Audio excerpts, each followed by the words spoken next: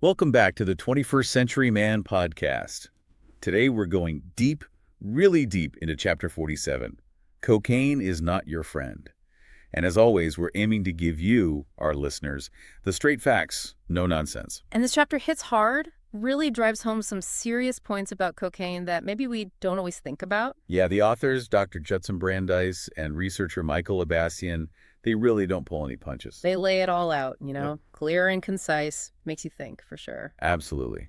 And speaking of making you think, the chapter kicks off with this really thought-provoking quote from Robin Williams.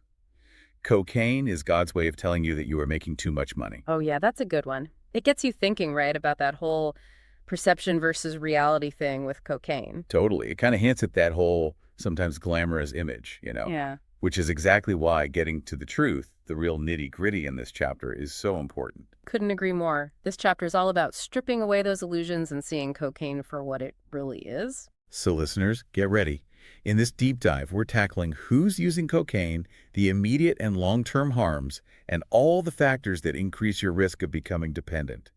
We're extracting all the golden nuggets of wisdom from Dr. Brandeis and Michael Abassian's work in the 21st Century Man to give you the most actionable understanding possible. And that's what's so great about this book, and this chapter in particular. It's all about empowering men with knowledge, giving them the facts they need to make the best decisions for their health and well-being. Right on. Okay, let's jump right in. Chapter 47 starts by painting a picture of how widespread cocaine use is. Globally, we're talking about a huge number of users, something like 18 million, according to the 21st Century Man. Wow, 18 million. That's hard to even wrap your head around. And in North America alone, that number is closer to 5 million users. Yep, that's almost 2% of the entire adult population in North America. Pretty significant, right? And what's interesting is, you might not expect this, but the UK and Spain actually have even higher rates of adult users than we do. Over 3% of their adult population is using cocaine. Yeah, that's surprising. The book definitely puts things into a global perspective. Now, one thing that's pretty consistent across the board is the gender difference when it comes to cocaine use. That's right. Men are at least twice as likely as women to use cocaine. And the typical picture, the main group we're talking about, is men aged 15 to 35 living in urban areas. That's a large chunk of the users, roughly 3.5 million. Which, might fit the stereotype some people have in mind. Yep. But the book doesn't stop there. It really emphasizes that this is not just a young man's problem. Totally. The 21st Century Man highlights that over 500,000 people over the age of 55 are abusing cocaine. And get this. 1 million Americans over 65 are grappling with some form of substance abuse, not just cocaine. Wow. That's a powerful reminder that this issue can impact anyone at any age. It really is. Substance abuse, it's not limited to one demographic or age group. It's something we need to be aware of across the lifespan. For sure. Now, when it comes to how often people are using cocaine, it's not as black and white as you might think. Right. The 21st Century Man points out that many people who use cocaine do so less than 12 times a year. They're not necessarily regular users. So not everyone who tries it becomes hooked. But that doesn't mean it's safe. Even occasional use carries risks.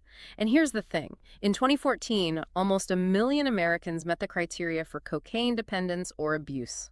That's based on data from the National Institute on Drug Abuse. So pretty reliable stuff. So even though many people use it infrequently, a significant number are facing real problems with cocaine. Exactly. And that's why it's so important to understand the risk factors involved to see who might be more susceptible to addiction. Right. So let's break those down. The chapter digs into the information from the National Institute on Drug Abuse and identifies some key causal factors that contribute to addiction. It's a mix of things, really. First, the book tackles genetics. Research suggests that our genes can account for 40% to 60% of our risk of developing an addiction. So it's not just about choices. Biology plays a significant role. That's huge. It really shifts the conversation around addiction, acknowledging this biological predisposition some people might have. Right. And then there's the addictive nature of cocaine itself. The book states that at least 15% of people who use cocaine will become dependent on it. That's scary. 1 in 6 people. And the way you take it, the method of administration, as they call it, also plays a big role. Totally. Smoking cocaine, like crack cocaine, or injecting it delivers it to the brain much faster than snorting it. And that faster delivery, that immediate, intense high, makes it even more addictive. Makes sense. The faster the reward, the harder it is for your brain to resist going back for more. Exactly. And then we have the psychological factors. The 21st century man highlights things like chaotic home environments, past experiences of abuse, and chronic stress, all of which can increase someone's risk of developing an addiction. So it's not just about the drug itself, it's about the whole person and their life experiences. That's right. And in these cases, the book points out that therapy can be really helpful. Things like counseling, group therapy, or even 12-step programs can help people address the underlying issues contributing to their substance use. Yeah, it's about treating the whole person, not just the addiction. And last but not least, we have mental health disorders. This is a big one. People with mental health disorders are more vulnerable to both drug and alcohol abuse and to addiction. And there's a significant overlap. Over 20% of folks over 65 who are struggling with substance abuse also have a mental illness. So it's super important to treat both the mental health disorder and the substance abuse together, right? Absolutely. It needs to be a holistic approach. You can't just address one and ignore the other. Now let's talk about the brain for a minute. The chapter dives into why men, specifically, might continue to use cocaine. And it all comes down to how the drug messes with your neurochemistry. Fascinating stuff, right? The 21st century man explains that cocaine ramps up the activity of certain neurotransmitters in your brain, particularly dopamine, serotonin, and norepinephrine. These are the chemical messengers that play a huge role in your mood, motivation, and reward system. And dopamine, that's the big one when it comes to pleasure and feeling good, right? Exactly. Cocaine basically floods your brain with dopamine, creating that intense euphoria, that feeling of being on top of the world. And that's what makes it so addictive. The brain craves that dopamine rush. It all makes sense.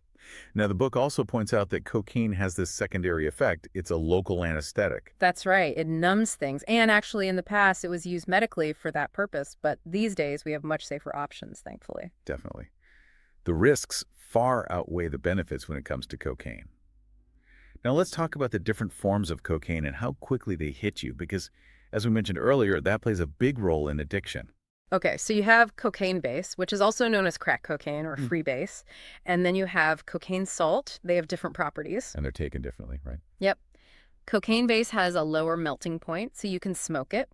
And when you smoke it, it gets absorbed into your bloodstream almost instantly. Like within 10 seconds, you feel the effects. Wow, that's fast. Super fast. But the high also fades quickly, usually within 15 to 30 minutes. Now, cocaine salt, that dissolves in water, so people usually snort it or inject it. And that takes longer to kick in. Yeah, snorting takes about 3 to 5 minutes to feel the effects, but it also lasts longer, for 1 to 3 hours. And injecting it, that's similar to smoking in terms of how quickly it hits you. So basically, the faster it hits you, the quicker the high fades, and the more addictive it is. Right. It's all about that instant gratification. Hmm. And regardless of how you take it, the book explains that your body gets rid of cocaine mainly through your urine. Good to know. Now let's talk about the not-so-fun stuff. Even in the short term, cocaine use can lead to some pretty nasty side effects. Oh yeah, it's not all sunshine and rainbows. We're talking things like trouble sleeping, increased anxiety, agitation, restlessness, even panic attacks. And then there are the physical symptoms, like a racing heart, dilated pupils, those classic signs. Exactly. Cocaine really messes with your body, even after just one use. So let's dive into the immediate harms the book outlines. And this is where it gets serious, folks. The 21st century man emphasizes that everyone reacts to cocaine differently. You can't predict how your body's going to respond. And sadly, there have been fatal cases of cocaine intoxication across a wide range of blood levels. There's no magic number that tells you you're safe. That's scary. It's like playing Russian roulette.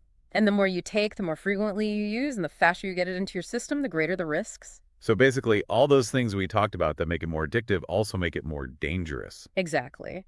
And then there's the issue of purity. Street drugs are notoriously inconsistent. You never really know what you're getting, how potent it is. Which means you could accidentally overdose without even realizing it. That's right. You just can't be sure. And the book also brings up another huge concern: driving under the influence of cocaine. We all know drunk driving is dangerous, but people often forget about driving high. And the statistics are alarming. Almost half of all drivers involved in fatal car accidents in 2016 tested positive for some type of drug. That's double the number from just 9 years earlier. Wow, that's a huge jump. People need to take this seriously. And then there's the really dangerous combination of cocaine and alcohol. Yeah, the 21st Century Man explains that mixing cocaine and alcohol is like creating a whole new, even more toxic substance within your body. The effects last longer and the risks are amplified. So you're basically playing with fire when you mix those two. You are. It's a recipe for disaster. Okay, let's shift gears and talk about the long-term risks of cocaine use, because if the short-term stuff wasn't bad enough, this is where it gets really bleak. Brace yourselves, folks. The chapter starts by painting a pretty stark picture of the sheer number of people who are suffering from the consequences of long-term cocaine use. Yeah, the book points out that in 2015, over 615,000 people in the U.S. alone sought treatment specifically for cocaine use, medical problems stemming from their cocaine use, or withdrawal symptoms. That's a lot of people. And it highlights how widespread this issue is, how many lives are being impacted. The book also states that cocaine is a factor in a whopping 40% of all ER visits related to illegal drug use. That's a staggering number. So it's not just about the long-term damage, it's about the immediate dangers as well. Absolutely. And when we talk about long-term damage, the list is long and it's not pretty. Chronic cocaine use can lead to a whole host of cardiovascular problems, like a constantly racing heart, high blood pressure, and irregular heart rhythms, all of which increase your risk of heart attack or stroke. And the book specifically mentions an increased risk of seizures as well. Yep, seizures are a real concern. And then there's the big one, stroke. Cocaine use increases your risk of stroke sixfold. That's a huge jump. And the average age for people having strokes related to cocaine use, are you ready for this? It's only 40 years old. 40 years old, that's incredibly young. It really drives home the point that this is not just an older person's problem. Absolutely. It's a wake-up call for anyone who thinks they're invincible. And the heart problems don't stop there. Sadly, no. Cocaine use also increases your risk of sudden cardiac death, which is basically when your heart just stops beating unexpectedly. And as if all that wasn't bad enough, the book also lists a number of other long-term risks. Yeah, it's a long list. We're talking kidney damage, sexual dysfunction, specifically erectile dysfunction. It's pretty much a full-body assault. And on top of all the long-term damage, there's still the risk of overdoses, even if you've been using cocaine for a while. The CDC reported almost 600,000 cocaine overdoses, leading to hospitalizations in 2016. That's a lot of people ending up in the hospital because they took too much cocaine. It's a reminder that this drug is unpredictable and it can be deadly no matter how experienced you think you are. And beyond the physical risks, the chapter also highlights the impact on mental health, particularly the increased risk of suicide. This is a really serious issue. The 21st Century Man points out that cocaine addiction is strongly linked to suicidal thoughts and suicide attempts. And the book cites a study from New York City that found that 20% of suicides in people under 60 involved cocaine use within days of their death. That's heartbreaking. And the book mentions that the risk is even higher if you're also struggling with depression, going through intense withdrawal symptoms, or if you have a history of childhood trauma or a family history of suicide. It's a complex picture, but it highlights how serious this is, how cocaine can really mess with your mind and increase your risk of harming yourself. And the impact on the heart is just devastating. Cocaine use is a factor in about a quarter of all non-fatal heart attacks in people under 45. The book explains that cocaine increases your heart's need for oxygen while potentially decreasing the blood flow to the heart muscle. So it's a double whammy, putting enormous stress on your heart. And that can lead to a heart attack, even if you're young and seemingly healthy. That's right. It's a huge risk, and it's something people often don't think about. And finally, the chapter talks about how long-term cocaine use, especially of the more concentrated forms like crack cocaine, can lead to psychotic symptoms. Like hallucinations and delusions. Exactly. That can be really terrifying and debilitating for people. So all in all, Chapter 47 of the 21st Century Man paints a pretty grim picture of the dangers of cocaine use, both in the short and long term. It does. It's a wake-up call. And the authors do a great job of presenting the information in a way that's both clear and impactful. Absolutely. They really drive home the point that cocaine is not something to mess around with. It's a dangerous drug that can ruin your health and your life. And at the end of the chapter, they lay out some key takeaways just to make sure the most important points really sink in. Let's go over those again for our listeners. First, cocaine use increases your risk of stroke 6 times. Second, the average age for a cocaine-related stroke is only 40. Third, cocaine is a major risk factor for heart attacks, especially for men under 45. Fourth, 1 in 6 people who use cocaine will become addicted. And fifth, using concentrated forms of cocaine is linked to suicidal thoughts and attempts.